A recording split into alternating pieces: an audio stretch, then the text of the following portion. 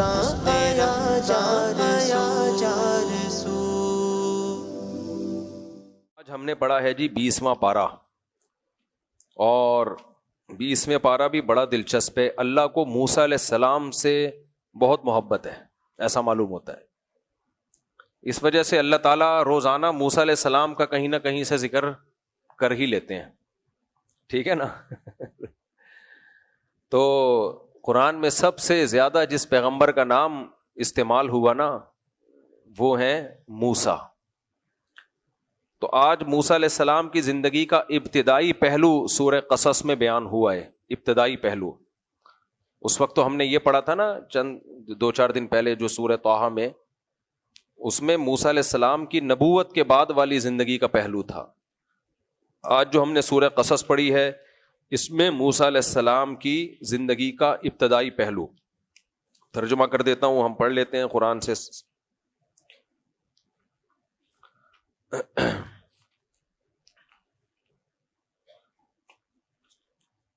19واں کھول کے بڑھا وہ، ہاں، فرمایا نتلو علیک من نبأ موسیٰ وفرعون بالحق لقوم یؤمنون، آؤ ہم تمہیں سناتے ہیں موسیٰ اور فرعون کا واقعہ حق کے ساتھ ان لوگوں کے لیے جو ہماری باتوں پہ یقین کرتے ہیں۔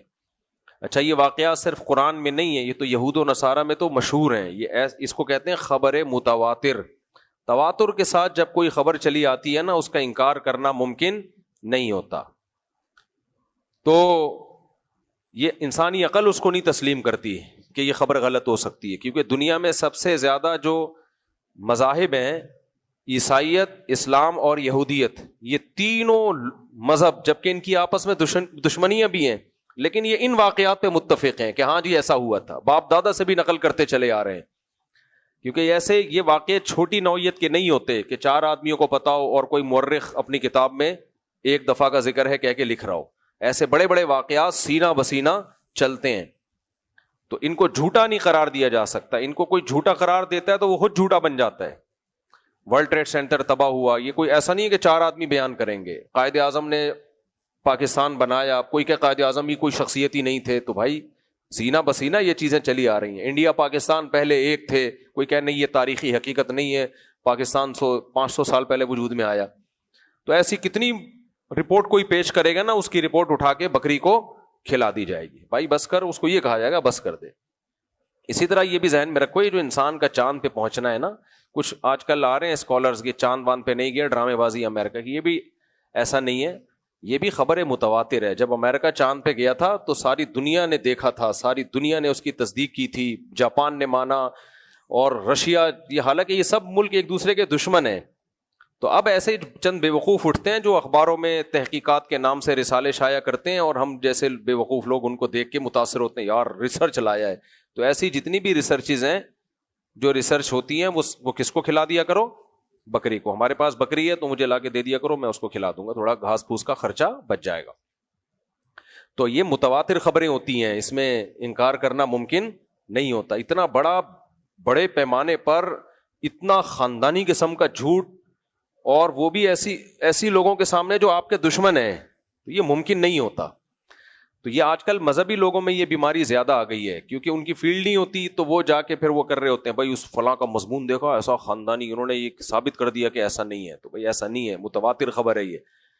جب کووڈ آیا تھا تو وہ بھی خبریں متواتر تھی، بھائی ایک بیماری ہے پوری دنیا میں پھیل گئی ہے۔ بہت سے لوگ کہتے ہیں ہے ہی نہیں، جھوٹ بول رہے ہیں، ڈرامے کر رہے ہیں۔ بس کر دو بھائی، 2-4 آدمی جھوٹ بول سکتے ہیں، تو تواتر کے ساتھ جو خبر مشاہدے پر مبنی ہو وہ نہیں جھوٹی ہو سکتی۔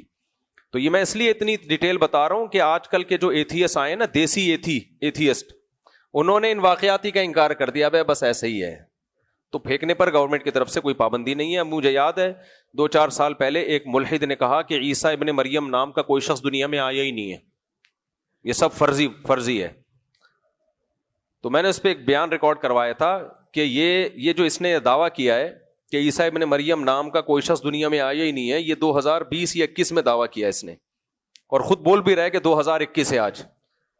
اور 2021 کا مطلب کیا ہے؟ حضرت عیسیٰ کے دنیا سے گئے ہوئے 2000 سال گزر چکے۔ یعنی یہ اتنا اوتھینٹک ہے ان کا وجود کہ ان کے ناموں پہ تاریخیں چل رہی ہیں، سال چل رہے ہیں۔ لوگوں نے اتنے بڑا واقعات ہوتا ہے تو اس کو پہلی یونٹ اور پہلی اکائی فرض کیا جاتا ہے.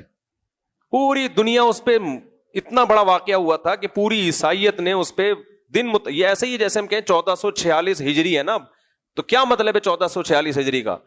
نبی صلی اللہ علیہ وسلم کو 1446 سال ہوئے ہیں مکہ سے مدینہ ہجرت کیے ہوئے, تو پورے سال اللہ نے چلا دیے کہ تم کس تاریخ میں جب کوئی واقعہ لکھو گے نا تو عیسیٰ ابن مریم اور محمد صلی اللہ علیہ وسلم ان کے واقعے سے اس کو جوڑو گے کہ اس کے کتنے سال کے بعد یہ ہوا, ان کی پیدائش کے یا ان کی وفات کے یا ان کے آسمانوں پہ اٹھائے جانے کے کتنے سال کے بعد ہوا. تو اب اس واقعے کا تو انکار ممکن ہی نہیں ہے. یہ ایسا ہی ہے جیسے ہم کہہ رہے ہوتے ہیں, میں آپ سے پوچھتا ہوں آپ کی شادی کب ہے, آپ کہتے ہیں عید کے بعد ہے, کوئی کہتا ہے عید سے 2 دن پہلے ہے, کوئی کہتا ہے بقرعید کے بعد ہے. کیوں؟ عید اور بقرعید اتنے بڑے ایونٹ ہیں کہ اب کوئی گھننا بن کے کہے بقرعید کیا ہوتی ہے مجھے پتہ ہی نہیں ہے. تو تاریخیں ہمیشہ بڑے واقعات سے بڑے دنوں سے جوڑی جاتی ہیں جس کا انکار کسی کے بس میں ہوتا ہی نہیں ہے. اب سمجھ میں آیا؟ کیونکہ آج کل جو ہے نا مارکیٹ میں چیزیں بہت آ رہی ہیں. تو اللہ تعالیٰ فرماتے ہیں ان فرعون علا فی الارض, مصر میں یا تقریباً 4000 سال پرانی ہسٹری ہے یہ. ان فرعون علا فی الارض, فرعون نے زمین میں سرکشی کی ہوئی تھی. وجعل اہلہا شیعا, لوگوں کو حصوں میں ڈیوائڈ کیا ہوا تھا. یستضعف طائفۃ منہم, ایک جماعت کو بہت کمزور بنایا ہوا تھا اس نے. وہ تھی بھی کمزور, بنی اسرائیل تھے, کیونکہ ہوا یہ تھا کہ ابراہیم علیہ الصلاۃ والسلام اپنے, ادھر توجہ ہے نا آپ لوگوں کی, اپنے ایک بیٹے کو چھوڑ آئے تھے مکہ میں, اسماعیل علیہ السلام کو. تو وہ تو پھر عرب وہاں سے چلتے رہے, وہاں کوئی پیغمبر اسماعیل علیہ السلام کے بعد نہیں آیا, ڈائریکٹ محمد صلی اللہ علیہ وسلم آئے تقریباً 2000 سال کے بعد یا 1500, ابھی مجھے صحیح یاد نہیں آ رہا, 1.5 یا 2000 سال کے بعد. اور ادھر شام میں فلسطین میں حضرت ابراہیم علیہ السلام کے دوسرے بیٹے یعقوب علیہ السلام. اب یعقوب علیہ السلام کا لقب تھا اسرائیل. یعقوب علیہ السلام کے بیٹے تھے یوسف.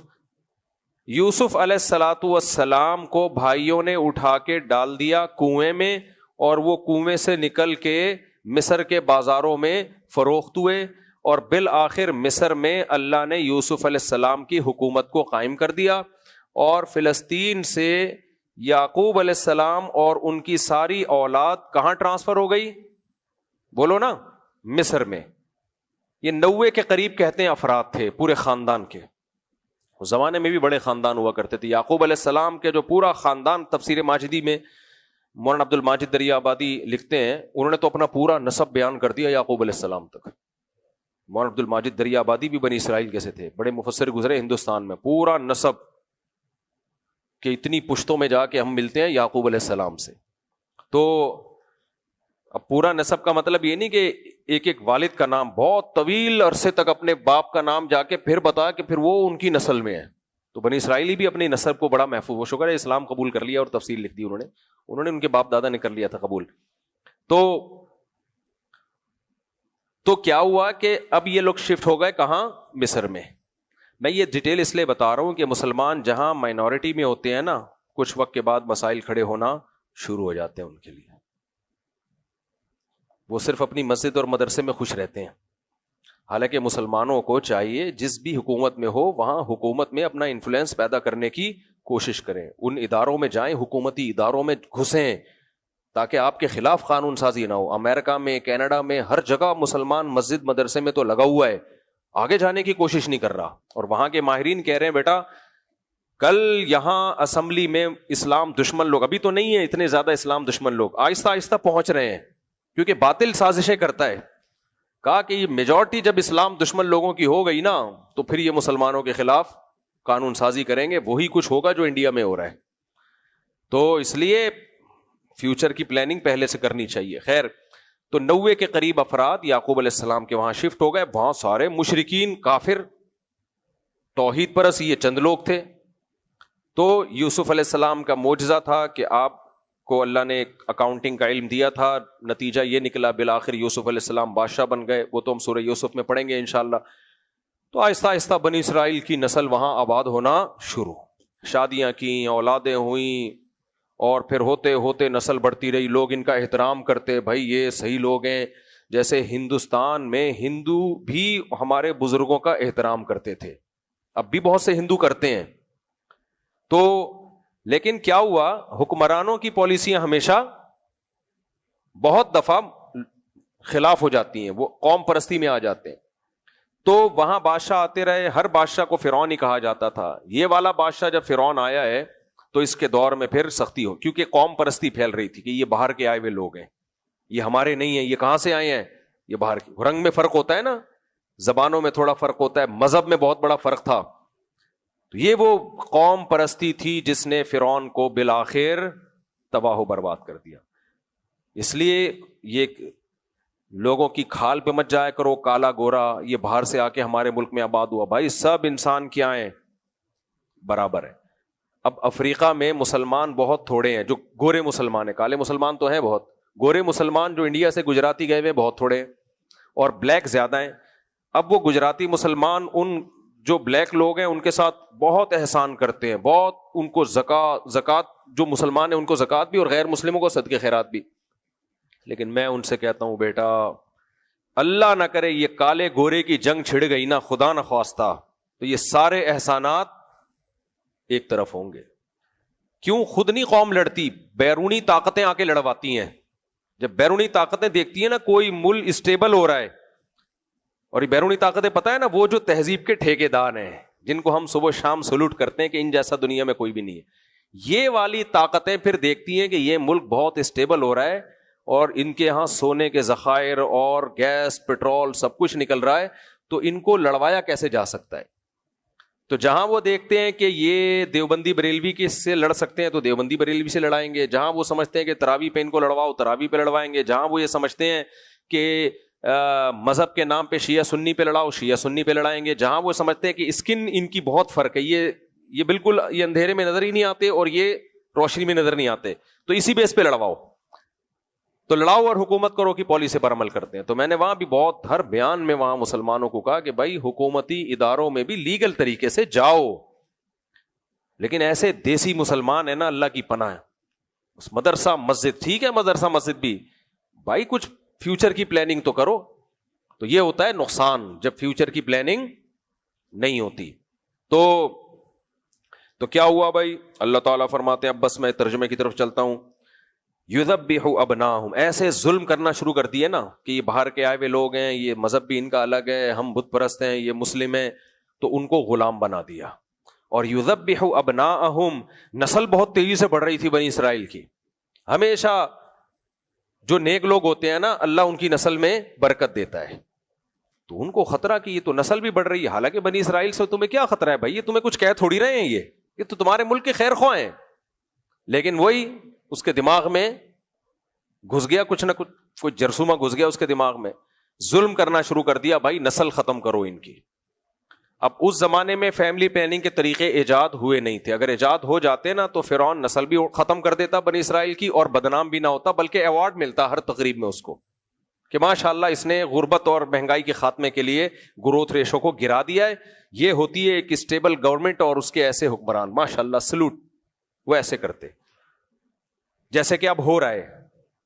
اطلاعات آئی ہیں میڈیا پہ چل رہی ہیں کہ پاکستان کا گروتھ ریشو پہلے سے الحمدللہ وہ ان کے بقول الحمدللہ کم ہو گیا, تو الحمدللہ پاکستانی قوم میچور ہو گئی ہے, سوائے مفتی طارق مسعود صاحب کے. رپورٹ میں اگلی دفعہ میں یہ الفاظ بڑھا دوں گا کہ صرف ایک میں ہی دیسی رہ گیا ہوں. تو وہ جو ہے نا گرا دیا ہم نے, وہ پہلے اتنے تھے اب اتنے ہو گئے, بھائی بیڑا غرق کر دیا. پہلے کم بیڑا غرق تھا, اب کیا کر دیا زیادہ, کہ جو نسل تھی جو اولاد تھی اسی سے آپ محروم کر رہے ہو, خواتین کی گود سے بچے چھین لیا آپ نے. تو خیر, تو فرعون کو یہ نہیں پتا تھا. اسی طرح فرعون نے ایک اور ٹیکنیکل فالٹ کیا, یونیورسٹیاں بناتا, تعلیم کے نام پہ مکس گیدرنگ شروع کر دیتا, تو اس تکلف کی فرعون کو ضرورت بولو نا نہیں تھی. دو کام کر لیتا, فیملی پلاننگ, وہاں کی جو حکیم عورتیں تھیں ان کو بھیجتا, جو ڈاکٹر تھیں جو بھی اس زمانے میں, خواتین کو جا کے سمجھاتا بچے دو ہی اچھے, ورنہ تمہاری صحت کا بیڑا غرق ہو جائے گا, تم بچہ پیدا کرنے کی مشین نہیں ہو, یہ سمجھاتا. اور مفت میں دوائیں بانٹتا, تھوڑا سا خرچہ آتا, لیکن یہ اتنی مخالفت سے بچ جاتا. دوسرا کام کیا کرتا؟ یونیورسٹیاں بناتا تعلیم کے نام پہ, لڑکے لڑکیوں میں مس گیدرنگ شروع کر دیتا, تو بنی اسرائیل کا ویسا ہی بیڑا غرق ہو, گرل فرینڈ بوائے فرینڈ گدے گھوڑوں والی زندگی شروع ہو جاتی ان کی. جب قوم کا ہی بیڑا غرق ہو گیا تو پھر ایسی قوم میں اللہ پیغمبر نہیں بھیجتے. پیغمبر بھی اللہ ان میں بھیجتے ہیں اس قوم کی قیادت کے لیے جس میں ایمان کی کچھ رمق باقی ہو, اس کو نجات دلانے کے. ہاں بالکل جو خراب قوم ہے جیسے لوط علیہ السلام کی قوم کی طرف اللہ نے لوط علیہ السلام کے بھیجا, وہ تو تباہ و برباد کرنے کے لیے, قوم کو قائد بنانے کے لیے ایسی قوم کے پاس بھیجا جاتا ہے جس میں کچھ نہ کچھ قیادت کی صلاحیت ہو. بنی اسرائیل جتنے بھی برے تھے لیکن بہرحال ایمان والے تھے, زنا کو شراب کو برا سمجھتے تھے, تو وہ غلامی کی وجہ سے ان میں کچھ برائیاں پیدا ہو گئیں. تو اب کیا ہوا؟ دو کام فرعون کر لیتا. تو ایک شعر بھی ہے نا اس پہ, اکبر الہ آبادی کا ہے غالباً, یوں قتل سے بچوں کے ہوتا نہ وہ بدنام, افسوس کے فرعون کو کالج کی نہ سوجی. بدنام نہ ہوتا کالج بنا دیتا. ہم کالج کے خلاف نہیں ہیں, ہم بھی کالج کے پڑھے ہوئے ہیں, لیکن یہ جو مکس کو ایجوکیشن والا کالج ہے نا یہ کر دیتا تو وہ ویسے ہی غلام بھی پیدا ہونا تھا انہوں نے تو کچھ. لیکن بہرحال اس وقت اتنی ٹیکنالوجی نہیں تھی, کوئی مشورہ دینے والا نہیں تھا, اس نے ڈائریکٹ بچے ذبح کرنا شروع کر دیے. اللہ فرماتے ہیں وَيَسْتَحْيِي نِسَاءَهُمْ, عورتوں کو زندہ باقی رکھتا تھا. إِنَّهُ كَانَ مِنَ الْمُفْسِدِينَ, واقعی وہ بہت فساد کرنے والوں میں سے تھا. اللہ کہتے ہیں وَنُرِيدُ أَن نَّمُنَّ عَلَى الَّذِينَ اسْتُضْعِفُوا فِي الْأَرْضِ, ہم نے ارادہ کیا کہ ہم احسان کریں اس قوم پہ جو زمین میں بہت کمزور ہے, جو کمزور ترین قوم تھی, ہم نے اس پر احسان کرنے کا ارادہ کر لیا. اور وَنَجْعَلَهُمْ أَئِمَّةً, ہم نے ارادہ کیا ہم اس کو زمین کا امام بنائے. وَنَجْعَلَهُمُ الْوَارِثِينَ, اور اس زمین کا وارث ہم اس قوم کو بنا دیں. دیکھو کیسے ناکامی کے نقشوں میں اللہ ارادے کیسے کر رہا ہے بھائی, ارادے کیسے کر رہا ہے. تو جو قوم اپنے بچوں کو ذبح ہونے سے نہیں بچا پا رہی, اللہ کہہ رہے ہم نے ارادہ کیا اسی قوم کو یہ زمین کا والی وارث بنائے ہم. اس کے لیے کیا تدبیر اختیار کی اللہ نے, وَنُمَكِّنَ لَهُمْ فِي الْأَرْضِ, ہم نے ارادہ کیا ہم ان کو زمین میں مضبوط ٹھکانہ دیں.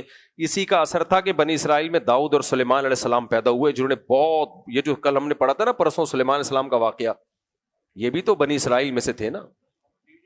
ابے وہ کمپلیٹ ہی نہیں ہوا, اچھا وہ رہ گیا, تو آپ شروع میں بولتے نا, یہ تو میں نے تو دوسرا واقعہ شروع کر دیا. چلو اب میں یہ کمپلیٹ کر لیتا ہوں, کل پھر وہ سلیمان علیہ السلام کا وقت, تو مجھے بتا دیا کرو نا, میرے ذہن میں تھا میں کمپلیٹ کر چکا ہوں. تو جو سلیمان علیہ السلام ملکہ سبا کو خط لکھ رہے ہیں نا, یہ انہی بنی اسرائیل کی نسل میں ہے. جب طاقت اور قوت آ گئی تو کیسے بنی ملکہ سبا کو بول رہے ہیں بندی بن کے چلی جا.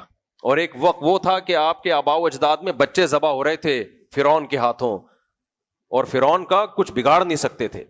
تو اللہ فرماتے ہیں وَنُرِيَ فِرْعَوْنَ وَحَامَانَ وَجُنُودَهُمَا مِنْهُمْ مَا كَانُوا يَحْذَرُونَ.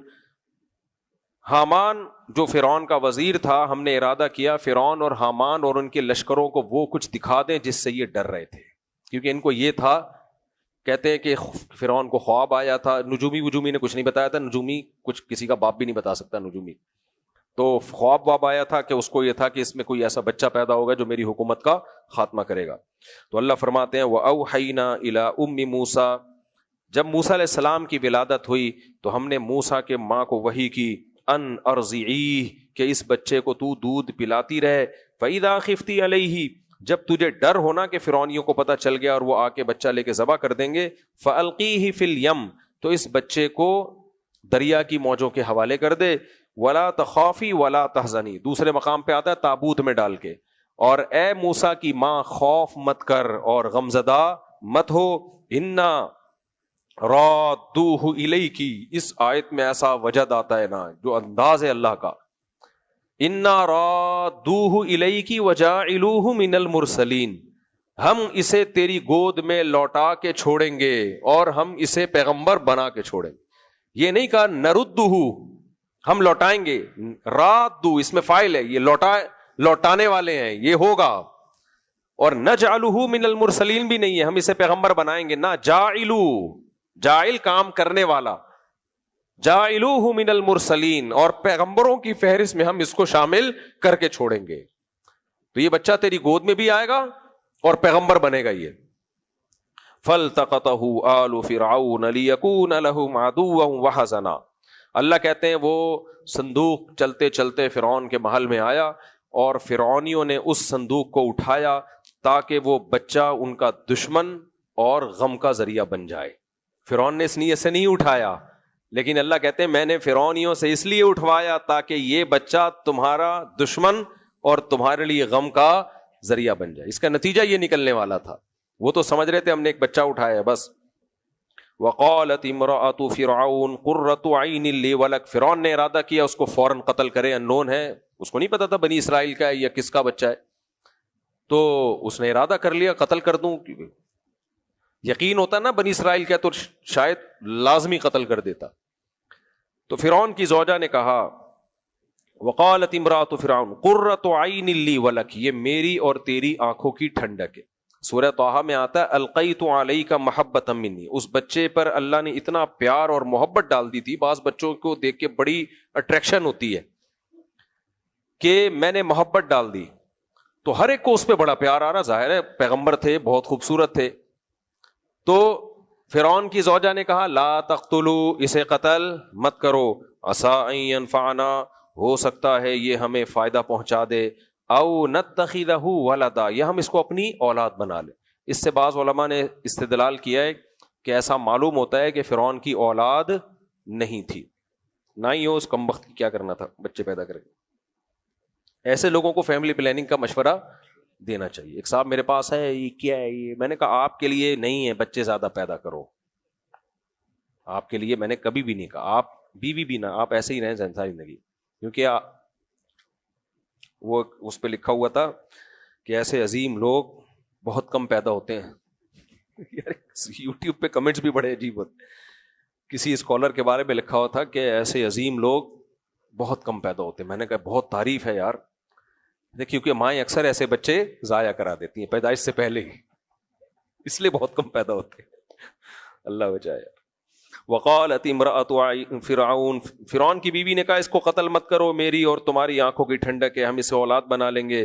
جب موسیٰ علیہ السلام کی والدہ کو پتا چلا کہ بچہ فرعون ہی کے محل میں نکلا ہے جا کے، تو قرآن کہتا ہے اصبح فؤاد ام موسیٰ فارغا، موسیٰ کی ماں کا دل صبر سے خالی ہو گیا. ماں کی جو ممتا ہوتی ہے نا، وہ جیسے ہوتا ہے نا بھائی جا کے میں چھین لوں، میرا بچہ ہے مجھے دو. اب یہ کام کرتی تو فرعون نے کیا کرنا تھا؟ فوراً قتل کرنا تھا. لیکن ماں جذباتی ہوتی ہے، وہ انجام نہیں دیکھتی. تو اللہ فرماتے ہیں ان کا عادت لتبدی بھی، قریب تھا کہ وہ جا کے بتا دیتی کہ یہ بچہ میرا ہے. لولا اربتنا علی قلبها، لیکن ہم نے موسیٰ کی ماں کے دل کو تھام لیا، صبر کی توفیق دی. اس سے بھی پتہ چلتا ہے کہ بہت دفعہ صبر کی توفیق کس کی طرف سے ملتی ہے؟ اللہ کی طرف سے. اس لیے اللہ سے شکر بھی مانگنا چاہیے، اور اگر کبھی کوئی مصیبت ہو تو صبر بھی. بعض دفعہ اللہ دلوں کو تھام لیتا ہے. فرمایا ہم نے اس کے دل کو تھام لیا لِتَكُونَ مِنَ الْمُؤْمِنِينَ، تاکہ وہ مومنین میں سے ہو جائے. کیونکہ ہم صبر کی توفیق دیں گے تو بچہ گود میں پہنچائیں گے تو اس کو یقین آئے گا اللہ اپنے وعدوں میں سچا ہے، ان کو یقین آئے گا. وقالت لأختہ قصیہ، قرآن کہتا ہے جب موسیٰ علیہ السلام کی ماں نے صندوق کو پانی میں ڈالا تو اسی وقت موسیٰ علیہ السلام کی بہن سے کہا قصیہ، اس صندوق کے پیچھے پیچھے چلو، دیکھتے ہوئے کہ کہاں جا رہی ہے. فبصرت بہ عن جنوب، حضرت موسیٰ کی بہن بہت ذہین تھی، وہ ایسے قرآن کہہ رہا ہے کنارے آنکھوں سے دیکھ رہی تھی، ایسے گھور گھور کے صندوق نہیں دیکھ رہی تھی. کیونکہ گھور گھور کے صندوق کو دیکھتی تو لوگوں کو لگتا یہ ان کا کوئی ریلیشن ہے اس سے، تو ایسے دیکھتی بھی جا رہی تھی دور دور سے کہ یقین نہ آئے کسی کو کہ ان کا آپس میں کوئی رشتہ ہے. فرمایا فبصرت بہ عن جنوب، وہ کنارے سے دیکھ رہی تھی، وہم لا یشعرون، لوگوں کو پتہ نہیں چلا کہ یہ دیکھ رہی ہیں، یعنی وہ تو اپنا ایسے جا رہی تھی جیسے میں کسی کام سے جا رہی ہوں.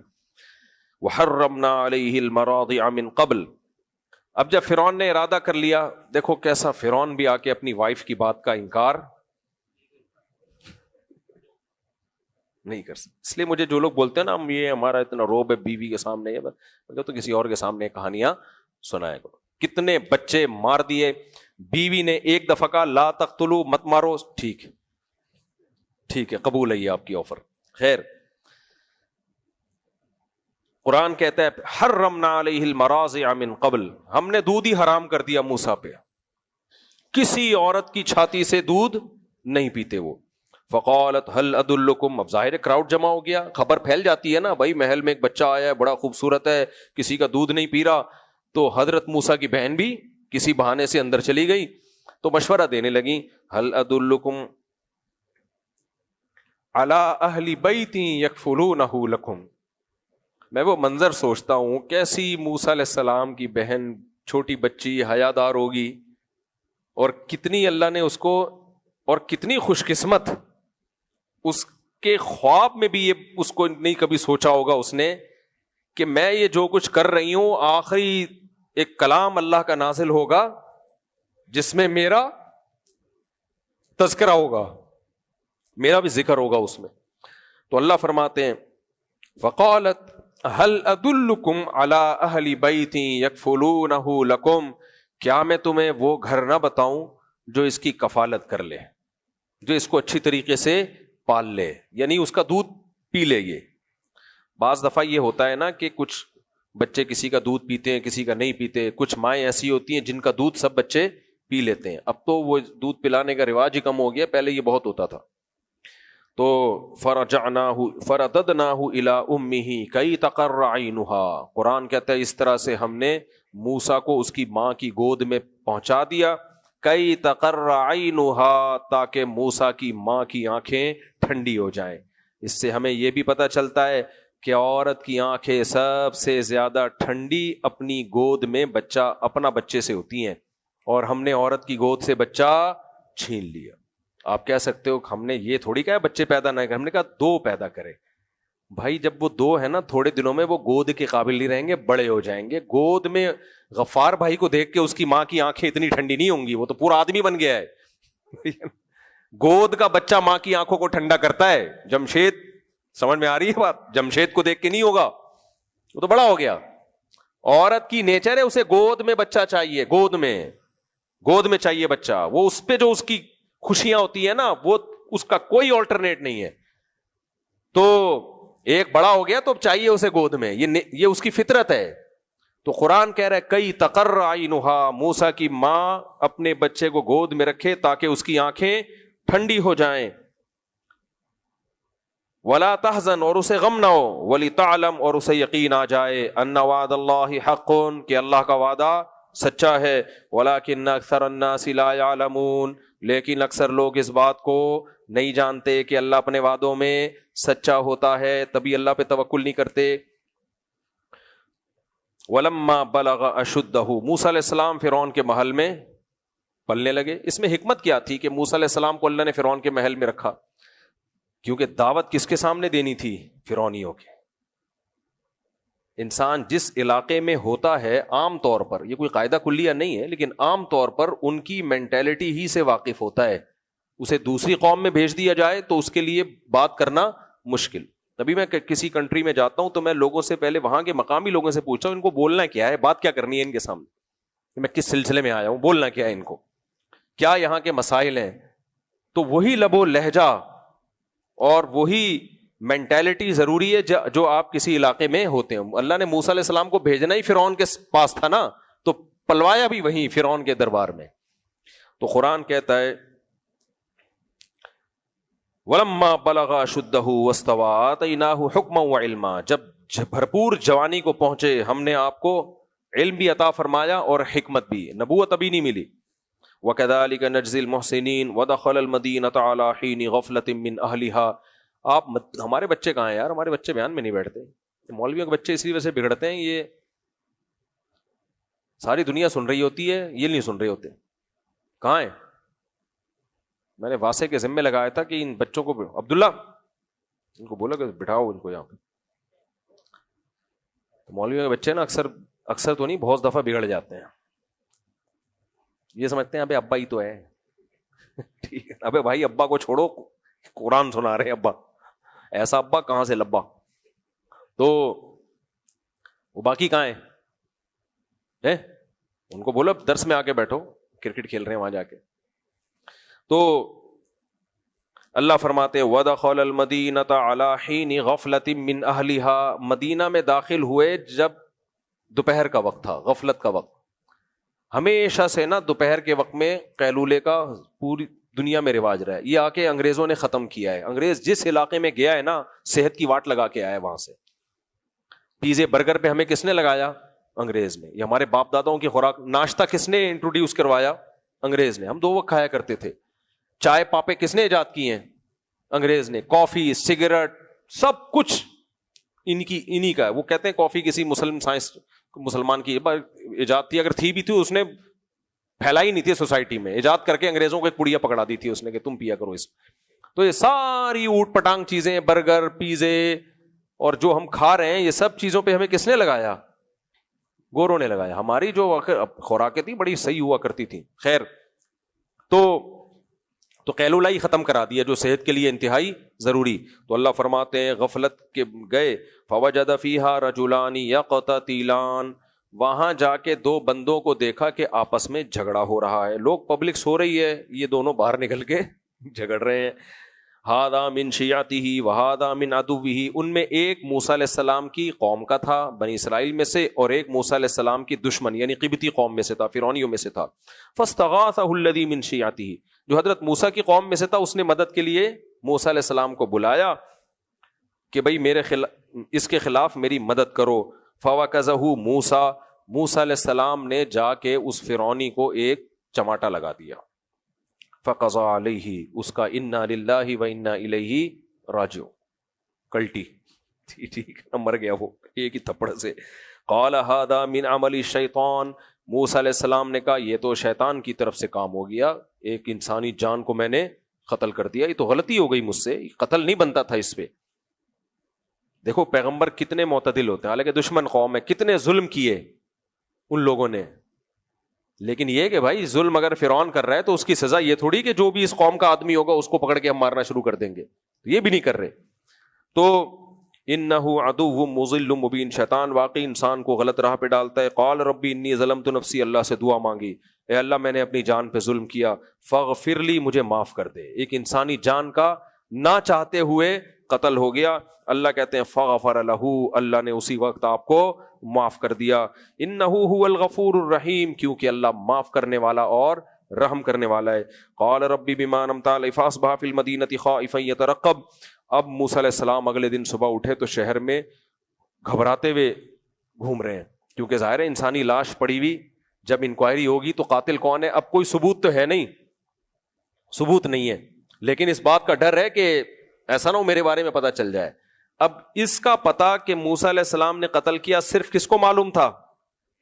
بنی اسرائیلی کو. جو اپنی قوم کا آدمی تو اس سے خوف نہیں تھا کہ بھئی یہ تو اپنا آدمی ہے، یہ نہیں بتائے گا. آپ کہہ سکتے ہیں بھائی یہ ناحق ایک قتل ہو گیا تو بتائیں، اپنے آپ کو گورنمنٹ کے سامنے پیش کریں تاکہ جو بھی اس زمانے میں لا ہو اس پر عمل کیا جائے. وہ اس لیے نہیں کیا کہ اصولی طور پر اس میں قصاص نہیں بنتا، کیونکہ غلطی سے قتل ہوا ہے، قصاص نہیں بنتا اس میں. اور فرعون کیا کرے گا؟ ناحق موسیٰ علیہ السلام کو قتل کر دے گا. تو ایسے موقع پہ جب آپ کو پتا ہے میری جتنی سزا ہے اتنی نہیں ملے گی، اس سے زیادہ ملے گی، تو پھر اپنے جرم کو چھپانا جائز ہے. میرے پاس ایک آیا بہت پرانا واقعہ ہے نا، پولیس والے انکوائری کے لیے آ جائیں، بہت پرانا واقعہ ہے. ایک آدمی سے قتل ہوا تھا، تو اب وہ پریشان تھا، تو مجھے کہنے لگا کہ میں کیا کروں. میں نے کہا بھائی آپ جاؤ ان کے حوالے اپنے آپ کو پیش کرو، لیکن اس میں مسئلہ، میں نے کہا تھانے جاؤ. کہتے لیکن تھانے میں کیا ہوگا؟ لمبی جیل. حالانکہ اس کا جو جرم تھا وہ یہ تھا کہ دیت دے دے وہ، یعنی دیت بنتی ہے شرعی لحاظ سے. اب وہ دیت کے لیے اگر جاتا ہے مقتول کے وارث کے پاس کہ میں دیت دینا چاہتا ہوں، تو وارث فوراً پکڑ کے اندر کر دیں گے اس کو، بے قاتل آ گیا ابا کا ہمارے، وہ جان کر نہیں مارا تھا اس نے. تو ایسے موقع پہ پھر قانون کا کو نہیں بتایا جا سکتا، کیونکہ قانون پھر بعض دفعہ زیادتی کرتا ہے، یا جو مقتول کے وارثین ہیں وہ زیادتی پہ آ جاتے ہیں، جتنا حق بنتا ہے اتنا نہیں لیتے. تو میں نے پھر اس کو یہ ترکیب بتائی، میں نے کہا دیکھو مقتول کی جو دیت بنتی ہے اس کے وارثین تلاش کرو، 2-4 وارث اس کے ہیں، تو ان وارثین کو اتنے پیسے کسی بہانے سے لوٹا دو، آپ ہدیے کے نام پہ، گفٹ پہ نام پہ، کسی بھی طریقے سے، تو جب اللہ گنجائش دے. تو یہ ہیلے بتائے جاتے ہیں کیونکہ جتنی سزا بنتی ہے اس سے زیادہ نہ ملے. تو موسیٰ علیہ السلام سے اگر ناحق قتل ہوا تھا، یہ قتل خطا ہے، تو اس میں یا تو دیت ہوگی یا معافی ہوگی, مقتول کے وارثین معاف کر دیں. اس زمانے کا قانون کیا تھا ہمیں معلوم نہیں ہے, تو اس لیے شرعی قانون دیت والا وہ اس زمانے میں تھا یا نہیں تھا یہ بھی ہمیں معلوم نہیں. تو موسیٰ علیہ السلام کے پاس اس کے علاوہ کوئی آپشن نہیں تھا کہ اپنے آپ کو چھپا دیں. تو اس لیے قرآن کہتا ہے کہ فَأَصْبَحَ فِي الْمَدِينَةِ خَائِفًا يَتَرَقَّبُ, صبح حضرت موسیٰ علیہ السلام چھپتے پھر رہے ہیں, یعنی احتیاط سے جا رہے ہیں کہ کوئی مجھے میرے بارے میں بتا نہ دے. فَإِذَا الَّذِي اسْتَنصَرَهُ بِالْأَمْسِ يَسْتَصْرِخُهُ, کل جس کا پھٹا ہوا تھا نا وہ دوبارہ موسیٰ علیہ السلام کو پکار رہا ہے, نئے آدمی سے جھگڑ رہا ہے. قرآن کہتا ہے فَلَمَّا أَرَادَ أَن يَبْطِشَ بِالَّذِي هُوَ عَدُوٌّ لَهُمَا, موسیٰ علیہ السلام نے ارادہ کیا دوبارہ اس فرعونی کو پکڑیں, کیونکہ یہ لوگ ظلم کرتے تھے. ارادہ یہی تھا اپنی قوم کے آدمی کو بچانے کا, کیونکہ وہ مظلوم تھا. لیکن حضرت موسیٰ نے سوچا کہ اس کو میں تنبیہ تو کر دوں نا پہلے ایک دفعہ کہ تو روز ہی جھگڑتا رہتا ہے. تو اس تنبیہ کی نیت سے موسیٰ علیہ السلام نے اس کو کہا کہ انک لغوی مبین, تو کھلا گمراہ آدمی ہے, روز پھڈے کرتا ہے. بھائی پتا تو ہے کہ غلطی اس کی نہیں ہے, فرعون ہی تنگ کر رہا ہے, لیکن تو نے بھی تو کچھ کیا ہوگا نا جا کے, تیرے سے ہی کیوں جھگڑا ہو رہا ہے روزانہ. اس تنبیہ سے موسیٰ علیہ السلام نے اس کو بول دیا تو بڑا نالائق آدمی ہے. تو وہ اب موسیٰ علیہ السلام فرعونی کو پکڑنے کے لیے بڑے ہیں, وہ ڈر گیا بنی اسرائیلی. اس نے بولا, اس کا خیال ہوا کہ لگتا ہے آج یہ تھپڑ کس کو پڑے گا, مجھے پڑے گا. تو وہ بے صبرا, اس نے فوراً چیخ دیا. جب موسیٰ علیہ السلام اسپیڈ سے رفتار سے آگے بڑھے نا اس فرعونی کو پکڑنے کے لیے, تو یہ بنی اسرائیلی ڈر گیا کہ لگتا ہے کہ آج اگر اس کے لگایا تو ایک آدھ میرے بھی لگے گا. تو فوراً ڈر گیا, کہنے لگا یا موسیٰ اترید ان تقتلنی کما قتلت نفسا بالامس, اے موسیٰ تو مجھے قتل کرنا چاہتا ہے جیسے تو نے کل ایک بندہ قتل کیا. وہ بات کیا ہو گئی, لیک آؤٹ. اس سے دیکھو یہ کام تو اس سے کس نے کروایا, شیطان نے. بے صبر آدمی, موسیٰ علیہ السلام کے راز کو تو کم بخت فاش کر رہا ہے. اپنے قوم کے آدمی کو جو تیری مدد کر رہے تھے تو سائڈ پہ لے جا کے کچھ بات کر لیتا. کتنی بڑی غلطی کی نہیں کی, لیکن یہ غلطی موسیٰ علیہ السلام کے لیے کیا بنی, بہت بڑی رحمت. اللہ ان کو مدین لے گیا, وہاں نکاح کرا کے پھر پیغمبر بنا کے اللہ لایا. اس سے ہمیں یہ بھی پتہ چلتا ہے ایک آدمی بعض دفعہ ظلم کر رہا ہوتا ہے, گناہ کر رہا ہوتا ہے, غلط کر رہا ہوتا ہے, لیکن اس کی غلطی دوسرے کے لیے رحمت بن رہی ہوتی ہے. اس لیے علماء نے کہا کہ ایک ہی عمل دو بندوں کے ساتھ ہوتا ہے, ایک کے لیے عذاب اور دوسرے کے لیے رحمت. یہ پتہ کیسے چلے گا کہ اس کے لیے عذاب اس کے لیے رحمت؟ یہ ایسے پتہ چلے گا جو اللہ کے نافرمان ہیں ان کے لیے عذاب, اور جو اللہ کے حکم کو فالو کر رہے ہیں وہی پریشانی ان کے لیے رحمت. موسیٰ علیہ السلام اللہ کے حکم کو فالو کر رہے تھے, نیک تھے, تو اب جو کچھ بھی غلط بھی ہو رہا ہے تو وہ ان کے حق میں صحیح ہی ہو رہا ہے. سمجھ رہے ہو؟ تو اللہ تعالیٰ فرماتے ہیں وَجَاءَ رَجُلٌ مِّنْ أَقْصَى الْمَدِينَةِ يَسْعَىٰ, بات لیک ہو گئی فوراً, ایک دم جنگل میں آگ کی طرح خبر پھیلی. بھائی ان کے تو اپنے بندے نے بولا ہے کہ یہ قتل کس نے کیا ہے. موسیٰ علیہ السلام نے, فرعون نے فوراً درباری بلائے. وہ تو ویسے ہی موسیٰ علیہ السلام سے چڑھتا تھا, تو اس نے بولا بھائی قتل کیا جائے گا. فرعون ہی کے دربار میں کوئی تھا جو موسیٰ علیہ السلام سے اس کو محبت تھی, کیونکہ جب موسیٰ علیہ السلام اتنے عرصے رہے ہیں, ان کے اخلاق, ان کا کردار, ان کی نمازیں, ان کی تہجد دیکھی ہوگی نا اس نے, تو وہ بھاگتا ہوا آیا اور کہنے لگا یا موسیٰ ان الملأ یأتمرون بک, اے موسیٰ بادشاہ کے ہاں تیرے بارے میں مشورہ ہو رہا ہے کہ تجھے قتل کر دیں. فخرج, تو مصر چھوڑ کے نکل جا. اس سے یہ بھی پتہ چلتا ہے بھائی ہمیں جب کسی کے بارے میں پتہ چلے نا کہ اس کو نقصان کا خطرہ ہے تو اس تک خبر پہنچانے میں دیر نہیں کرنی چاہیے. قرآن کے الفاظ ہیں بھاگتا ہوا دوڑتا ہوا آیا. ہم سستی میں بہت سارے کام برباد کر دیتے ہیں, پڑے رہتے ہیں کہ کل بتائیں گے, پرسوں بتائیں گے. جو کوئی بھی کسی کو بچانے کی, کوئی ایکسیڈنٹ ہو گیا فوراً ہاسپٹل لے کے جانا ہے, بلڈ چڑھانا ہے بھائی فوراً خون کا, کل انتظار. سست آدمی دنیا میں کسی کام کا نہیں ہوتا. تو قرآن کے الفاظ ہیں دوڑتا ہوا آیا, جلدی جلدی, بھائی میں جلد سے جلد موسیٰ تک یہ خبر پہنچاؤں. فخرج منها خائفا يترقب, حضرت موسیٰ نکلے مصر سے اور وہ بھی خوف کی حالت میں, دیکھتے ہوئے کوئی میرا تعاقب تو نہیں کر رہا. قال ربی نجنی من القوم الظالمین, اللہ سے دعا بھی مانگی اللہ ان ظالموں سے نجات دے. اب راستہ ہی نہیں پتا کہاں جانا ہے, مدین کی طرف رخ کیا, وہاں اطلاع ہوگی کہ وہاں کوئی اچھی حکومت ہے. مدین جانے لگے. عسیٰ ربی ان یہدینی سواء السبیل, کہنے لگے مجھے اللہ سے امید ہے وہ مجھے سیدھا راستہ دکھا دے گا, میرے پاس اس کے علاوہ اور کوئی آپشن نہیں ہے. تو مدین گئے, وہ بھی غیر مسلم ریاست تھی. تو اس سے بھی پتہ چلتا ہے بھائی کسی غیر مسلم ریاست میں پناہ کے لیے جانا بھی کوئی حرج بولو نا نہیں ہے. اگر آپ جس جہاں رہتے ہیں وہاں غیر محفوظ ہیں تو آپ کسی اور ملک چلے جائیں. یہ توکل کے خلاف نہیں ہے. اس پہ لوگ کہتے ہیں بھاگ گیا, دیکھا بھاگ گیا. ہاں, جو بڑی بڑی پھینک رہا ہوں نا لمبی لمبی, پھر بھاگے تو پکڑنا چاہیے اس کو. نارملی تو بھاگنا ہی فرض ہے. جب جان کو خطرہ ہو تو کیا کرنا ہے؟ پتلی گلیاں کیوں بنائی جاتی ہیں؟ اس لیے تو بنائی جاتی ہیں کہ دوسری شادی کرو اور وہاں سے بھاگ جاؤ. وَلَمَّا وَرَدَ مَاءَ مَدْيَنَ, آج بس 5 منٹ کی میں بیان ختم کرتا ہوں. وَلَمَّا وَرَدَ مَاءَ مَدْيَنَ, مسافر جب بھی کسی ملک میں جاتا ہے سب سے پہلے کنواں اور نہر اور پانی تلاش کرتا ہے. پہلے ایسا ہی ہوتا تھا. تو حضرت موسیٰ علیہ السلام بھی پانی کی تلاش میں مدین کے کنویں کے پاس پہنچے. وجد علیہ امۃ من الناس یسقون, بہت سارے لوگوں کو دیکھا وہ ڈول سے پانی نکال نکال کے اپنے جانوروں کو پلا رہے ہیں, یہ خود پی رہے ہیں. ووجد من دونہم امرأتین تذودان, پبلک کے پیچھے 2 خواتین, جو لڑکیاں دیکھی آپ نے, جو اپنے جانوروں کو ہٹا رہی ہیں یا اپنے آپ کو ہٹا رہی ہیں.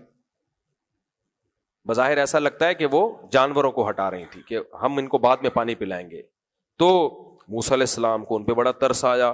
قالتا ما خطبکما, حضرت موسیٰ نے ان سے, کیونکہ ترس اس لیے آیا کہ بھائی کراؤڈ تو بہت زیادہ ہے, یہ بچیاں کتنی دیر کھڑی رہیں گی. یار آپ موسیٰ علیہ السلام کا حوصلہ دیکھو, پیغمبروں کا میں انسانیت کی خدمت کا جذبہ دیکھو کہ خود مسافر ہیں, نیا کنٹری ہے, نیا ملک ہے, پہلے تو آدمی اس جگہ کو سمجھتا ہے نا, لیکن آپ کو ترس آئے تو گھنٹے گزر جائیں گے, تو ان کی میں خدمت کر لوں. موسیٰ علیہ السلام نے جا کے کہا کہ کیوں آپ لوگ یہاں کھڑے ہوئے ہو؟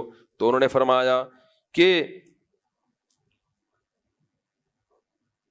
کہنے لگی لا نسقی حتی یصدر الرعاء وابونا شیخ کبیر, جب تک یہ چرواہے سب فارغ نہیں ہو جائیں گے ہم نہیں پلا سکتے. سوال پیدا ہوتا ہے پھر کسی مرد کو بھیجتے, تو انہوں نے موسیٰ علیہ السلام کے اس سوال کے بغیر ہی جواب دے دیا کہ ہمارا والد بوڑھا آدمی ہے. نہیں آئی میرا خیال ہے, بہت گہری بات. حضرت موسیٰ نے پوچھا نہیں تھا کہ گھر میں مرد ہے یا نہیں, یہ پوچھا نہیں تھا, انہوں نے خود بتا دیا کہ موسیٰ بدگمان نہ ہو کہ گھر کے مرد بغیرت ہیں, وہ آتے نہیں ہیں, تو بتا دیا ہمارے گھر میں کوئی مرد نہیں ہے, ایک والد ہیں جو بوڑھے ہیں. اس سے کس قدر واضح ترغیب ہے کہ عورت گھر کی 4 دیواری, گھر کے باہر کے کام کس کے ذمے ہیں؟ مرد. وہ بتا رہی ہیں بھائی مرد جو ہے نا, ہمارے صرف ایک بوڑھے والد ہیں, وہ بےچارے نہیں آ سکتے. اور اس سے بھی پتہ چلتا ہے کہ مجبوری میں عورت کا باہر کے کام کرنا جائز ہے. دونوں باتیں پتہ چل گئیں, بغیر مجبوری کے اچھا کام نہیں ہے, مجبوری میں بالکل جائز ہے. دونوں چیزیں ثابت ہو گئیں اس سے. ہمارا سیکولر لبرل طبقہ کہتا ہے کہ بغیر مجبوری کے بھی فرض ہے اور مجبوری میں بھی فرض ہے. وہ جائز بھی نہیں کہتا. فرض نکلو گھر سے باہر, گھر کی 4 دیواری میں مت بیٹھو, یہ مردوں نے تمہیں گھروں میں رکھا ہوا ہے, نکلو باہر کی دنیا بہت بڑی ہے, جاؤ دفع ہو گھروں سے. تو مرد بھی گھر سے باہر, عورت بھی گھر سے باہر. وہ گھر ہے یا ہوٹل ہے؟ وہ رات کو دونوں کی ملاقات ہوگی کہ اس سلسلے میں ہم دونوں حاضر ہوئے. ٹھیک ہے نا. تو گھر ہوتا ہے کہ گھر میں گھر والی تو ہو نا. صحیح ہے نا. اچھا میرے بھائی آگے چلتے ہیں, جلدی بس 2-4 منٹ میں اس کو میں پھر باقی جو واقعہ رہ جائے گا کل کروں گا. تو فسقا لہما, موسیٰ علیہ السلام نے ان دونوں کو پانی پلایا. ثم تولی الی الظل, وہ دونوں گھر چلی گئیں. اب موسیٰ علیہ السلام کے دل میں ایک خیال آیا. موسیٰ علیہ السلام نے اس نیت سے نہیں پلایا تھا, ان کی خدمت صرف کس کے لیے کی؟ اللہ کے لیے. لیکن ایک مسافر کو ٹھکانا تو چاہیے ہوتا ہے نا, کچھ روٹی پانی کا انتظام ہو, کچھ ملازمت ہو. حضرت موسیٰ کے دل میں خیال آیا کہ میں نے جب ان کی خدمت کی ہے, اور یہ ہیں بھی غیرت مند لوگ, کیونکہ ان کے والد نے مجبوری میں بھیجا ان کو, اس کا مطلب ان کے گھر کے مرد گھر کے باہر نہیں ہوتے, تو خاندانی لوگ لگ رہے ہیں. تو خاندانی لوگوں کی جب کوئی خدمت کی جائے تو روٹی پانی کا پوچھتے ہیں. وہ یہ دل میں خیال آیا موسیٰ علیہ السلام کہ شاید کوئی میرے لیے بھی روٹی پانی کا انتظام ہو جائے. یہ خیال آنا بری بات نہیں ہے, تو انسان ہے نا, مسافر ہے بھائی. لیکن یہ بات انہوں نے ان کے سامنے نہیں کی کہ میں نے پانی تو پلا دیا ہے, اب گھر جا کے تھوڑا سا ابا سے کہنا کہ. تو اس سے کیا میسج جاتا کہ اصل اس لیے پلایا, اصل میں یہ پلانے کا مقصد ہی یہ تھا کہ کچھ پیسے چاہیے, تو یہ غلط بات ہو جاتی پھر. تو کیسا استغنا پیغمبروں کی طبیعت میں, اور جن کی طبیعت میں استغنا ہوتا ہے ان کے لیے پھر روٹی پانی کا انتظام نہیں ہوتا, ملازمت بھی مل گئی, شادی کا انتظام بھی ہو گیا. اس لیے کہتے ہیں لالچ سے تھوڑا آتا ہے ذلت کے ساتھ, استغنا کے ساتھ زیادہ آتا ہے عزت کے ساتھ. تو مانگو نہیں کسی سے کچھ بھی. تو وہ چلی گئی. وہ تو موسیٰ علیہ السلام کے دل میں خیال آیا کہ شاید کچھ انتظام ہو جائے, تو ان سے نہیں کہا, لیکن اللہ سے ہمیں اپنی حاجت کو ظاہر کرنا چاہیے. قرآن کہتا ہے چھاؤں میں آئے, درخت کے نیچے چھاؤں میں آ کے اللہ سے دعا مانگنے لگے. ربی انی لما انزلت الی من خیر فقیر, اے اللہ اگر تو نے میرے لیے کچھ خیر کا ارادہ کر لیا ہے تو میں اس کا محتاج ہوں, کر لے.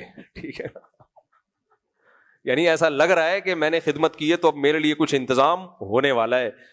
تو اگر اللہ ایسا ہے تو پھر قبول ہے مجھے, کیونکہ ہم نے اللہ کے سامنے استغنا بولو نہیں دکھانا. تو اللہ سے مانگا کہ اللہ اگر ان کے دل میں کچھ خیال آ جائے, ابا بلا لیں, کچھ انتظام ہو جائے ہمارے لیے کھانے کا, کوئی روزگار کا, قبول ہے مجھے. ٹھیک ہے نا.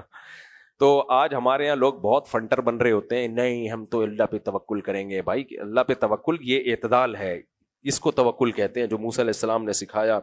تو جب موسیٰ علیہ السلام نے دعا مانگی, دعا قبول. قرآن کہتا ہے فجاءتہ احداہما تمشی علی استحیاء, ان دونوں میں سے ایک حیا کے ساتھ چلتی ہوئی آئی. قرآن اس کی حیا کو بھی ہائی لائٹ کر رہا ہے, حالانکہ اس واقعے میں حیا کو ہائی لائٹ کرنے کی کوئی ضرورت ہے نہیں, لیکن بتا رہا ہے کہ خاندانی لوگ, ان کی عورتیں کیسی ہوتی ہیں. آج بولڈ ہونا اور بالکل بدتمیز ہونا اس کو بڑا کمال سمجھا جاتا ہے کہ یہ سوسائٹی میں بہت اچھا کردار ادا کر سکتی ہے, کیونکہ ایک نمبر کی بدتمیز ہے الحمدللہ. تو یہ شرمیلی ہے, کسی کام کی نہیں. وہ ایک آدمی نے, یوٹیوبر نے بیوی کو طلاق دی نا کہ وہ حیا والی ہے, شرم والی ہے. وہ نہیں, ایک مشہور یوٹیوبر جس کے خلاف میں نے کلپ ریکارڈ کروایا کہ میری بیوی بہت ہی شرمیلی اور ہم مجھے ایسی نہیں چاہیے, مجھے کوئی ایکٹر ٹائپ کی چاہیے, اور چھوڑ دیا, اور پھر اس کے خلاف آ کے بیان بھی دے رہا ہے.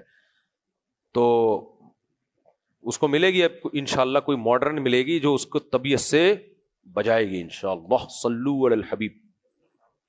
جو خوبی تھی بیوی کی اس کو خامی کے طور پہ بیان کر رہے ہیں. خیر, تو اللہ تعالیٰ قرآن میں کہتے ہیں فجاءتہ احداہما, وہ پی کے آئے گی جب اس کو ملے گی نا, اب اتنی ماڈرن ہوگی, 2 بوتلیں چڑھا کے آئے گی. اب وہ پھر دیکھ تیرا کیا ہوگا کالیا, تیرا ہوتا کیا ہے. فجاءتہ, ہاں کہنے لگی ان ابی یدعوکا, واقعی خاندانی تھی, کہ میرے ابا آپ کو بلا رہے ہیں, لیجزیک اجر ما سقیت لنا, آپ نے ہماری خدمت کی ہے, میرے ابا اس کی اجرت دینا چاہتے ہیں. دیکھو دونوں طرف خاندانی سیٹ اپ چل رہا ہے کہ نہیں چل رہا. ایک طرف موسیٰ علیہ السلام کا جذبہ, خدمت بھی کر رہے ہیں, لالچ بھی نہیں کر رہے, لیکن اللہ سے امیدیں لگا رہے ہیں, دعائیں بھی مانگ رہے ہیں.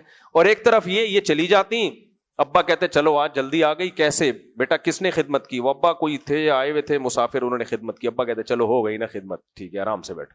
ابا بھی خاندانی, بھائی ہم فری کی خدمت نہیں لیتے, کوئی بغیر لالچ کے ہماری خدمت کرے تو ہم اس کا معاوضہ دیتے ہیں, یہ ہماری پرمپرا ہے. خاندانی لوگ کیا کرتے ہیں, کسی سے مانگتے نہیں, اور دوسری طرف اگر خاندانی ہوگا تو بغیر مانگے دے گا. وہ کیا کرے گا, وہ بغیر مانگے دے گا. وہ بولے گا آپ نہیں مانگتے, یہ آپ کی عزت ہے, ہم بغیر مانگے دیتے ہیں, یہ ہماری عزت ہے. فجاءتہ, ہاں اللہ فرماتے ہیں لیجزیک اجر ما سقیت لنا. اب موسیٰ علیہ السلام چلے گئے, اب یہ نہیں کہا نہیں مجھے پیسے نہیں چاہیے.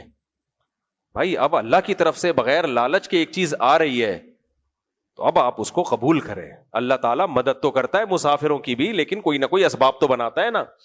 یہ اب زیادہ ضرورت سے زیادہ استغنا, یہ تکبر ہو جاتا کہ نہیں مجھے کوئی مدد نہیں چاہیے, میں کوئی پیسے ویسے نہیں لوں گا, بس جاؤ میں نے تو آپ کی فی سبیل اللہ خدمت کی ہے. بھائی آپ کا بھی تو کوئی انتظام, آپ کیا کھاؤ گے پھر اگلے ٹائم پہ, کہاں ٹھہرو گے آپ؟ اس لیے موسیٰ علیہ السلام نے کہا چلو اللہ کی طرف سے انتظام ہو رہا ہے, چلتے ہیں. چلے گئے موسیٰ علیہ الصلوۃ والسلام. یہ کتنا بیلنس ہے یا نہیں؟ آج ہمارے سوسائٹی میں یہ بیلنس یا تو لالچی بن جاتے ہیں یا استغنا ایسا کہ تکبر فرعون بن جاتے ہیں. تو قال ان, ہاں فلما جاءہ, موسیٰ علیہ السلام جب آئے, وقص علیہ القصص, اور اپنا پورا واقعہ سنایا. انہوں نے پوچھا کہ کہاں سے آئے ہو, کون ہو. خاندانی لوگ یہ بھی کرتے ہیں, کسی مسافر کو دیکھتے ہیں, اب تو سفر اتنا آسان ہو گیا نا, تو انہوں نے بتایا کہ ایسے ایسے ایسے میرے ساتھ واقعات ہوئے. تو انہوں نے فرمایا خوف مت کرو, نجوت من القوم الظالمین, اللہ نے تمہیں ظالموں سے نجات دے دی ہے. تو قال انی, قالت احداہما یا ابت استرجع. وقت ہو گیا کافی, یہ انشاءاللہ ہم کل پڑھیں گے, یا مکمل کر لیں 5 منٹ میں اس کو, مکمل کر لیں جلدی سے. قالت احداہما یا ابت استاجرہ, دونوں میں سے ایک کہنے لگی اے ابا اس کو آپ اجرت پہ ملازم رکھ لیں, کیونکہ گھر کے 20 کام ہوتے ہیں, گھر میں کوئی مرد ہے نہیں, ان کو آپ ملازم رکھ لیں. کیوں؟ ان خیر من استاجرت القوی الامین, جس کو بھی ملازمت کے لیے رکھا جائے ان میں 2 کوالٹی کا ہونا ضروری ہے, ایک طاقتور ہو, دوسرا امانت دار ہو. افریقہ میں تھا تو وہاں ہمارے ایک دوست نے بتایا کہ جتنا خطرہ ہمیں یہاں ماسیوں سے ہے نا اتنا چوروں سے نہیں. کہتے ہیں یہ جو ماسی ہے نا ہماری, گھر میں صفائی کے دوران اتنی چوریاں کرتی ہیں, کبھی ایسا نہیں ہوا کہ واپسی پہ کم سے کم 2 ٹماٹر جیب سے نہ نکلے ہوں ان کے, جو ہاتھ میں آئے گا نا گھر سے لے جائیں گے. تو میں نے کہا پھر ملازمت میں رکھی بھی کیوں ہے؟ کہتے ہیں ہم کیلکولیشن کرتے ہیں کہ اتنی تنخواہ ہے اور اتنا غریبی میں یہ ٹماٹر آلو پیاز چوری کر کے لے کے جائے گی, تو چلو پھر بھی کیا ہے, ٹھیک ہے ہم برداشت کر رہے ہیں. ملازم کا ایماندار ہونا بہت ضروری, وہی کھا جاتا ہے, لاکر توڑ کے کھا جائے گا, کام کرے گا نہیں ٹائم پہ, تنخواہیں دبا کے لے رہا ہوگا. سیٹھ صاحب آئیں گے تو ایسے بیٹھ جائے گا جیسے صبح سے یہی پسینے بہانا شروع کر دے گا, ویسے پڑا ہوا ہوگا دکان پہ. آپ دیکھ لو نا, ملازمین کو پالنا آسان تھوڑی ہے. تو اگر امانت دار نیک ملازم مل جائے تو اس سے بڑی کوئی نعمت نہیں ہے, اور صرف نیک ہونا بھی کافی نہیں ہے, صحت مند بھی تو ہو. ایسا ملازم آپ نے رکھ لیا کہ اس کے علاج پہ ہی اتنا خرچہ آ رہا ہے, کبھی اس کی کمر میں درد ہے, کبھی گھٹنا خراب ہے, کبھی سر میں درد ہے, کبھی ناک میں درد ہے, کبھی کچھ ہے, کبھی کچھ ہے. آدمی کہتا ہے بھائی جان چھوڑے یار. تو ان بچیوں میں سے ایک نے کیا کہا کہ ابا آپ ان کو ملازمت کے طور پہ رکھ لیں کیونکہ یہ طاقتور بھی ہیں اور امانت دار. اب سوال پیدا ہوتا ہے ان بچیوں کو پتا کیسے چل گیا موسیٰ علیہ السلام نیک بھی ہیں اور طاقتور بھی؟ طاقت کا پتا ایسے چلا, حضرت موسیٰ نے جو ڈول نکالا ہے نا ایسی طاقت اور پاور کے ساتھ, وہ جو باقی لوگ نکالتے تھے نا, علماء کہتے ہیں وہ چی چی کی آوازیں آتی تھی, کھینچ رہے ہوتے تھے, بڑے بڑے ڈول تھے. موسیٰ علیہ السلام گئے ایسے ڈول نکالا انہوں نے اور لا کے ان کو پانی پلا دیا. تو وہ تو دیکھ نہیں تھی نا اپنی آنکھوں سے, کہ بھائی یہ تو بہت طاقتور ہیں. اور دوسرا امانت کا اندازہ ایسے ہوا کہ اس پورے ٹائم میں کہیں کوئی غیر ضروری نامحرم لڑکیوں سے بات کرنا تو دور کی بات, نظر بھی اٹھا کے نہیں دیکھا. آج دیکھ لو خواتین بتاتی ہیں ہمارا ہاتھ بھی کھل جائے نا ذرا سا تو مرد ٹھرکی ہاتھ کو دیکھنا شروع کر دیتے ہیں. ابے انٹرنیٹ پر کیا کچھ تمہیں نظر نہیں آ رہا. آپ دیکھ لو یہاں سے کوئی انٹی گزرے نا, ہاتھ تھوڑا سا گورا چٹا ہو تو ٹھرکیوں کو دیکھو گھر تک اس ہاتھ کو دیکھتے ہوئے نکل جائیں گے گھر تک. پوری نظریں نا ایک گلی سے شروع کرتے ہیں دوسری گلی تک. بھائی چھوڑو یار, کیوں اپنے آپ کو ٹینشن دے رہے ہو؟ اور برقے والیوں میں زیادہ یہ ہوتا ہے, باقی جو پوری نظر آ رہی ہو تو دیکھنی, برقے والی میں ہے کہ یار باقی تو نظر نہیں آنا تو انگلیاں دیکھیں کیسی ہیں اس کی. تو یہ کیا ہے, خیانت ہے یار. کیوں؟ جب کوئی اپنے باڈی کو نہیں دکھانا چاہ رہی ہے, ویسے تو جو دکھانا چاہ رہی ہے اس کو بھی دیکھنا حرام ہے, لیکن جو چھپانا چاہ رہی ہے اس کو دیکھنا تو اور زیادہ بری حرکت ہے. تو ان بچیوں نے دیکھا کہ اس پورے سفر میں آنے جانے میں ایک بار بھی موسیٰ علیہ السلام نے نگاہ اٹھا کے ہماری طرف نہیں دیکھا. ایسی خاندانی شرافت کہاں مارکیٹ میں. وہ تو مسٹنڈے, وہ جو پانی پلا رہے تھے اتنے بے شرم تھے, ان کو 2 بچیوں پہ ترس نہیں آ رہا کہ یار ہم پہلے ان کو, ہماری سوسائٹی میں برے سے برا آدمی بھی ہوگا, کسی انٹی کو خاتون کو دیکھے گا بولے گا بہن پہلے آپ, یہی کر لے گا نا, ترس آئے گا عورت پہ, سیٹ خالی کر دیتے ہیں. اور وہ مسٹنڈے پانی پلائے جا رہے ہیں, دیکھ رہے ہیں کہ 2 بچیاں دور کھڑی ہوئی ہیں, یار ان کو پہلے, یا تو ہوتا نا عورتیں بھی بہت زیادہ ہوتی تو ایک الگ بات تھی. تو ان کو اندازہ ہو گیا بھائی یہ بہت نیک ہے, تو ایسا نیک آدمی اگر ملازمت پہ ہو زبردست. تو ان کے ابا نے کیا کہا, ان کے ابا نے سوچا داماد میں بھی یہی 2 کوالٹی ہونی چاہیے. دیکھو باپ جو غیرت مند ہوتا ہے اسے ہر وقت اپنی بیٹی کے لیے اچھے رشتے کی تلاش. اچھے کا کیا مطلب؟ صحت مند ہو اور نیک ہو. باقی دیکھ رہے تھے جس مسئلہ بے روزگاری کا تھا تو وہ تو میرے پاس ہی روزگار مل جائے گا, ان کو روزگار کون دے دے گا؟ وہ تو میں دے دوں گا. اب آپ نا اپنے داماد کو روزگار دینا, روزگار بھی کھا جائے گا, بچی بھی کھا جائے گا آپ کی. یہ ہر ایک پہ اپلائی نہیں ہوتا یہ, لیکن اگر داماد اچھا ہے تو بھائی اس کو روزگار دلا دو. ہوتا نہیں ہے نا, وہ سسر کے روزگار کو کھا کے ہڑپ کر دیتا ہے. تو موسیٰ علیہ السلام ان بچی کے والد نے فوراً کہا, ان کو تو فکر تھی نا بیٹی جوان ہو گئی ہے تو ہمیں اس کے لیے رشتہ بھی کرنا ہے, تو بھائی یہ صحت مند بھی ہے اور ماشاءاللہ روزگار کا ہم بھی انتظام کر لیتے ہیں ان کے لیے.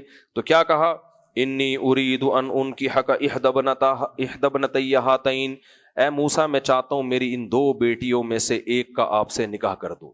بظاہر ایسا لگتا ہے کہ ان کی نیت یہ تھی کہ ان دونوں میں جس سے آپ کہیں تو ان دونوں میں سے ایک سے آپ کا میں نکاح کر دوں. الا ان تأجرنی 8 حجج, بشرط کہ آپ 10 سال میرے پاس بکریاں چرائیں, 8 سال میرے پاس بکریاں چرائیں. پہلے زمانے میں مہر یہ جائز تھا, اب ہماری شریعت میں اللہ نے مال کو مہر قرار دیا, مال اب پیسہ ہونا ضروری ہے. تو اور وہ بیوی ہی کا حق ہے, اللہ نے اس شریعت میں بیوی کا حق ہے کہ وہ مہر بیوی کو دیا جائے گا. تو آپ 10 سال بکریاں چرائیں, 8 سال. فَإِنْ أَتْمَمْتَ عَشْرًا, اگر 10 پورے کر دیے تو یہ آپ کی طرف سے. موسیٰ علیہ السلام نے کوئی نہیں آتا کہ استخارے کا, پہلے میں جاتا ہوں, میں 4 مہینے استخارہ نکالوں گا اور پھر میں دیکھوں گا اگر نیلا آ رہا ہے تو کر لوں گا, پیلا آ رہا ہے تو نہیں کروں, ذائچہ نکالوں گا, دیکھوں گا پتھر ملتا ہے کہ نہیں ملتا. یہ سب جہالت کی باتیں. استخارہ جو سنت ہے وہ الگ چیز ہے, اس کا میں منکر ہو ہی نہیں سکتا. یہ جو آج کل استخاروں کے نام پہ ڈرامے ہو رہے ہیں, یہ وہ والا استخارہ نہیں ہے جو نبی نے سکھایا ہے. تو موسیٰ علیہ السلام نے فوراً پیشکش قبول کر لی. ذالک بینی, کیسے سادگی سے کام ہو جاتے ہیں نا. ذالک بینی و بینک, یہ میرے اور آپ کے درمیان ایگریمنٹ. ہمارے حضرت نے بھی اپنی بیٹی کی شادی ایسے ہی کی. ایک نوجوان آتے تھے حضرت کی مجلس میں, بڑے نیک تھے, بھائی سلیم, اب تو حضرت کے داماد ہیں, بوڑھے ہو گئے, سفید داڑھی ہو گئی. تو وہ اپنا واقعہ بتاتے ہیں, کہتے ہیں میں نے اتنے رشتے تلاش کیے, حضرت بھی میرے لیے رشتے تلاش کر رہے تھے, تو کوئی دیندار لڑکی نہیں ملتی تھی. تو ایک دن حضرت کو میں نے بولا بھائی وہ بھی دیندار نہیں, میں بہت پریشان ہوں. حضرت ان کو جانتے تھے پہلے سے. تو حضرت نے فرمایا تو ٹھیک ہے پھر میں اپنی بیٹی کا آپ سے نکاح کر دیتا ہوں. تو ان کے تو پاؤں سے زمین نکل گئی. کہا کہ آپ اپنے گھر والوں کو بھیجیں, دیکھ لے وہ. تو حضرت کی بیٹی کا کون انکار کرتا بھائی. تو پھر وہ آئے ایک دن, حضرت نے فرمایا, ایک کسی کا نکاح حضرت پڑھا رہے تھے, کسی اور کا نکاح تھا. حضرت نے فرمایا سلیم کہاں ہے. وہ آگے نوجوان تھے اس وقت. فرمایا چلو آپ کا بھی شروع کرتا ہوں نکاح میں, ٹھیک ہے نا.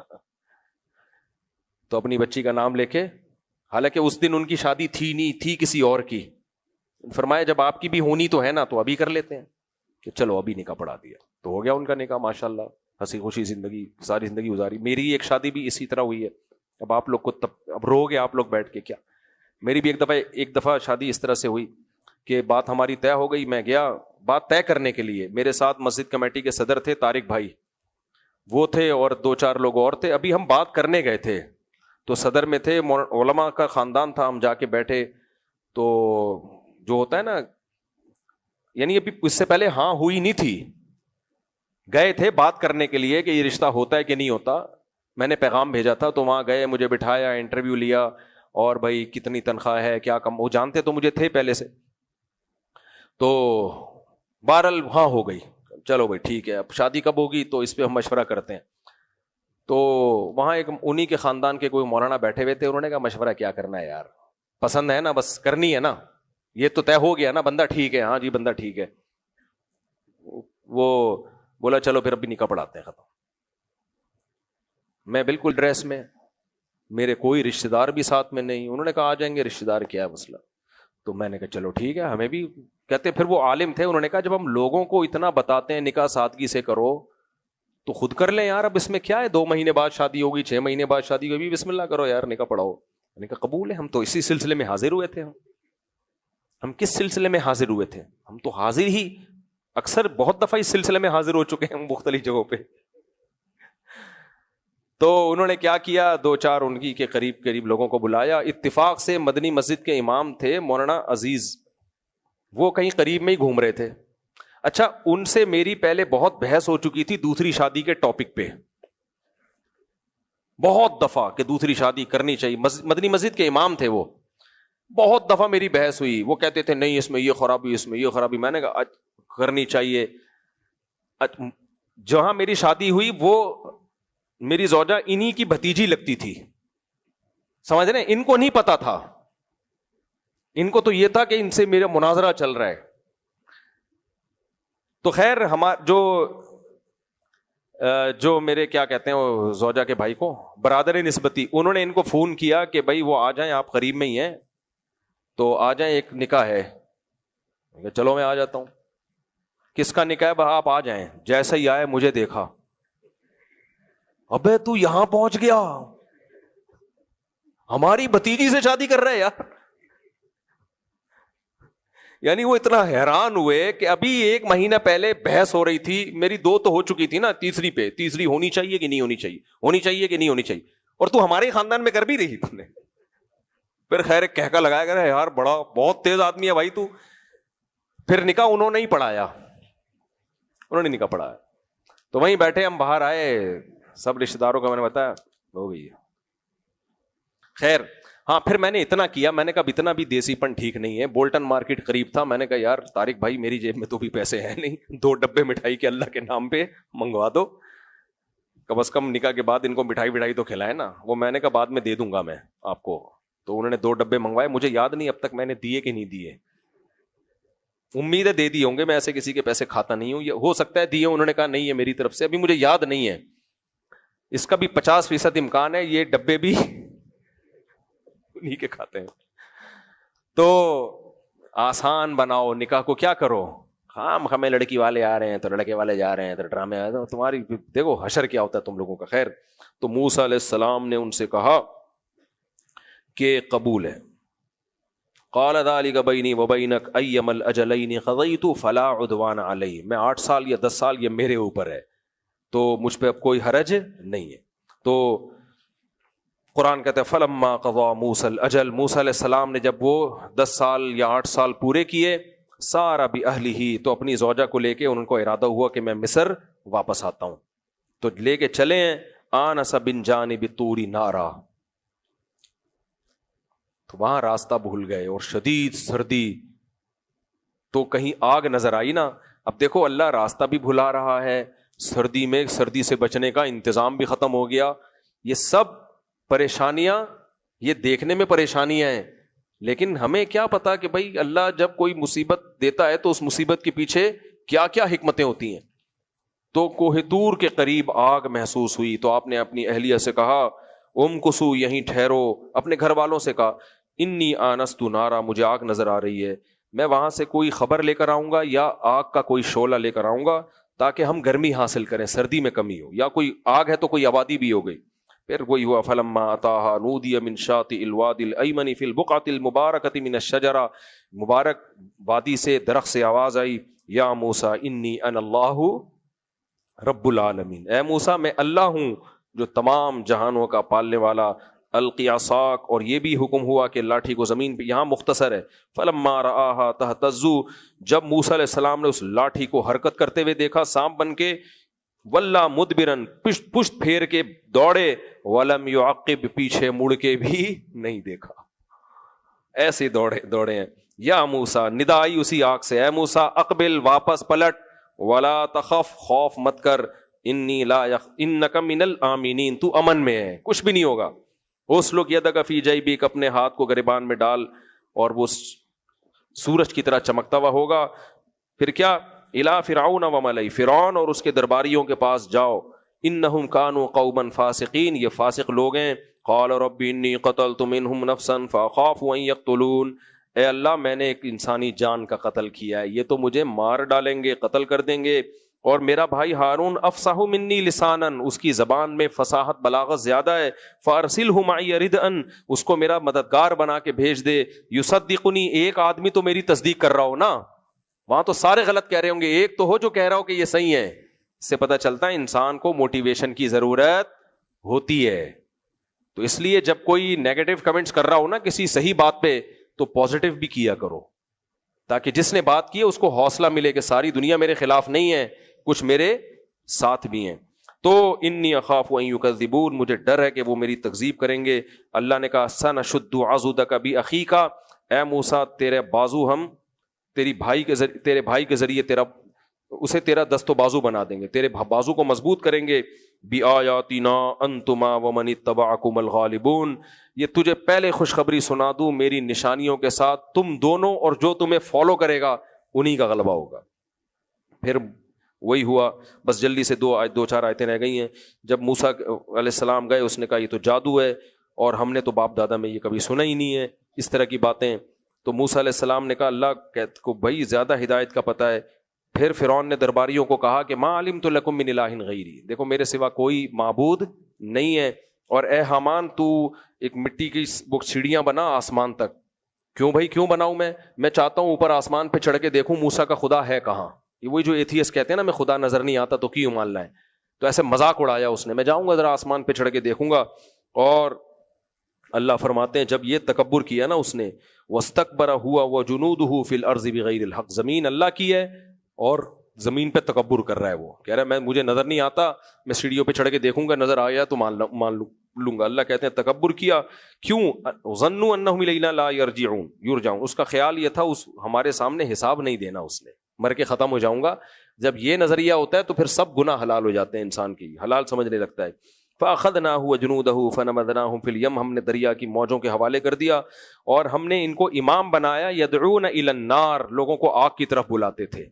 موسیٰ جنت کی طرف اور فرعونی آگ کی طرف. ہر دور میں ایسے لوگ رہیں گے, کچھ جنت کی طرف بلائیں گے, کچھ جہنم کی آگ کی طرف بلائیں گے. اللہ فرماتے ہیں وَأَتْبَعْنَاهُمْ فِي هَذِهِ الدُّنْيَا لَعْنَةً, ہم نے دنیا میں بھی ان کے پیچھے لعنت چلائی ہے. جب سے فرعون غرق ہوا ہے اس وقت سے لے کے آج تک کوئی اس کے لیے رحمت کی دعا نہیں کرتا. یہ بھی کتنا بڑا عذاب ہے کہ دنیا میں بھی ہر شخص برے الفاظ سے یاد کرتا ہے, نہ دنیا ملی نہ آخرت ملی. اور فرمایا وَيَوْمَ الْقِيَامَةِ لَا يُنصَرُونَ وَيَوْمَ الْقِيَامَةِ هُمْ مِنَ الْمَقْبُوحِينَ. اللہ تعالی ہمیں سمجھنے کی عمل کی توفیق عطا فرمائے. وَمَا عَلَيْنَا إِلَّا. Thanks for watching. Don't forget to like, comment, share and subscribe to Mufti Tariq Masood, famous scholar.